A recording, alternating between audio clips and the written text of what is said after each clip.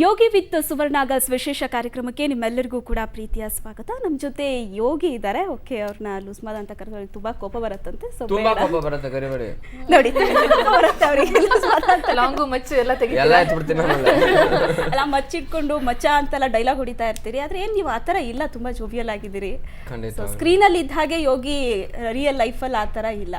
So ಈ ತರ ಬಿರಿಯಾನಿ ತಿನ್ಸಿದ್ವಿ, ತುಂಬಾ ಚೆನ್ನಾಗಿದೆ ನಿಮ್ಮ ಮೂಡು. ಲೂಸ್ ಮಾದ ಅಂತ ಕರೆದ್ರು ಏನ್ ಬೇಜಾರಾಗಲ್ಲ. ಬೇಡ ಓಕೆ, ಏನ್ ತಿಂದ್ರು ನಾನು ದಪ್ಪನೇ ಆಗಲ್ಲ ಅಂತ ಹೇಳ್ತಾ ಇದ್ರಿ. ಹೇಗೆ ಈ ಸೀಕ್ರೆಟ್? ಅಮ್ಮ ಮಾಡಿದ ಯಾವೆಲ್ಲ ಅಡುಗೆ ತುಂಬಾ ಇಷ್ಟ ಆಗತ್ತೆ ಮನೆಗೆ? ನನಗೆ ಅಮ್ಮ ಮಾಡೋ ಟೊಮೆಟೊ ಸಾರು ತುಂಬಾ ಇಷ್ಟ.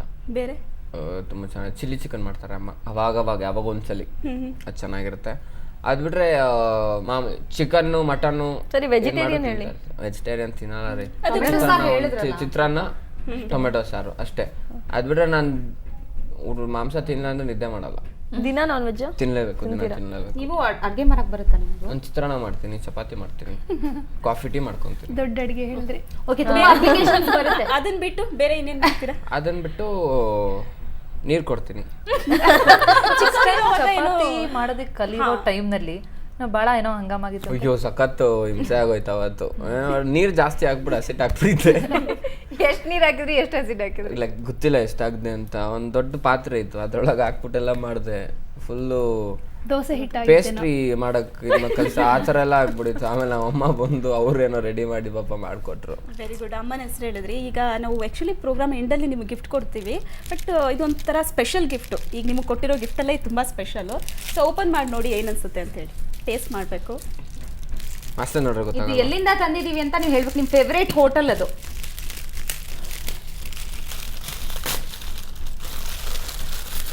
ನಮ್ಮ ಅಮ್ಮಂದೆ ಡಬ್ಬ ಇರೋದು.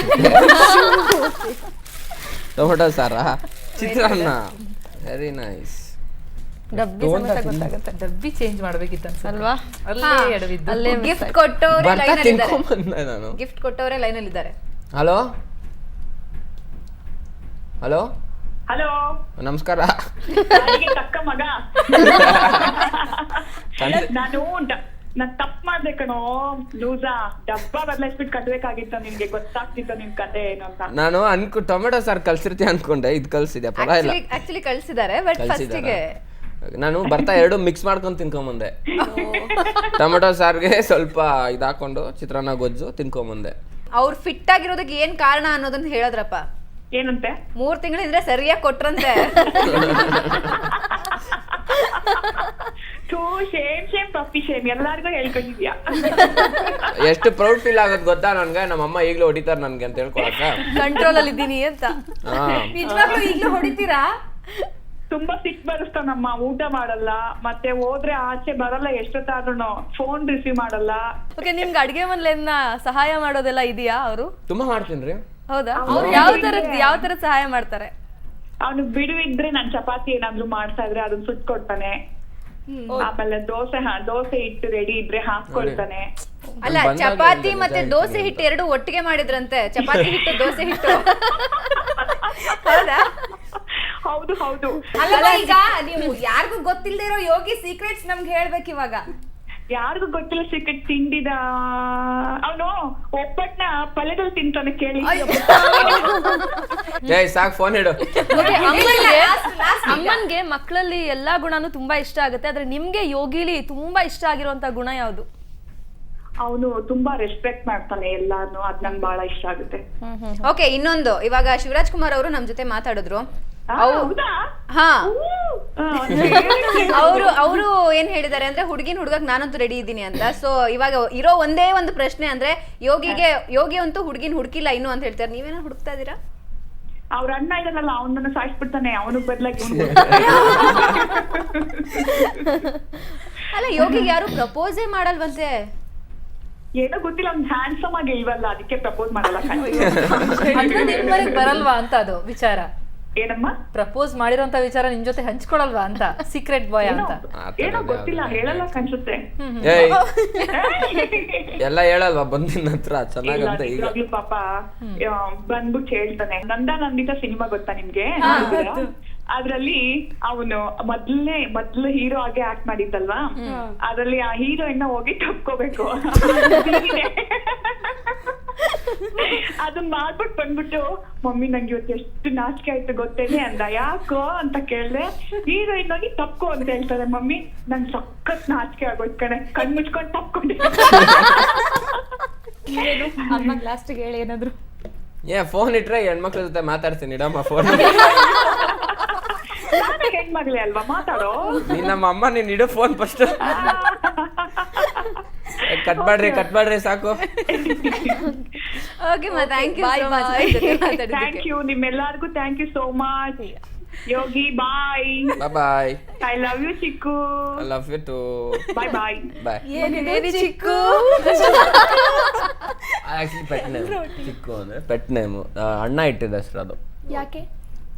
ನಾ ಮುಂಚೆ ದಪ್ಪಕ್ಕೆ ಚೆನ್ನಾಗಿದ್ದೆ, ಸಪೋಟ ಅಂತಾರ ಇದ್ದೆ ಅಂತ. ಅದಕ್ಕೆ ಚಿಕ್ಕು ಅಂತಾರೆ ಅಥವಾ ಚಿಕ್ಕೋನು ಅಂತ ಚಿಕ್ಕು ಅದು. ಚೀಕು. ಚಿಕ್ಕು ಅದನ್ನ ಚಿಕ್ಕು ಅಂತ. ಈಗ ಪರ್ಸನಾಲಿಟಿ ಚೇಂಜ್ ಆದ್ಮೇಲೆ ಬೇರೆ ಇವಾಗ ಏನದು ಡ್ರಮ್ ಸ್ಟಿಕ್ಸ್ ಅಂತ ಕರಿಬೇಕು.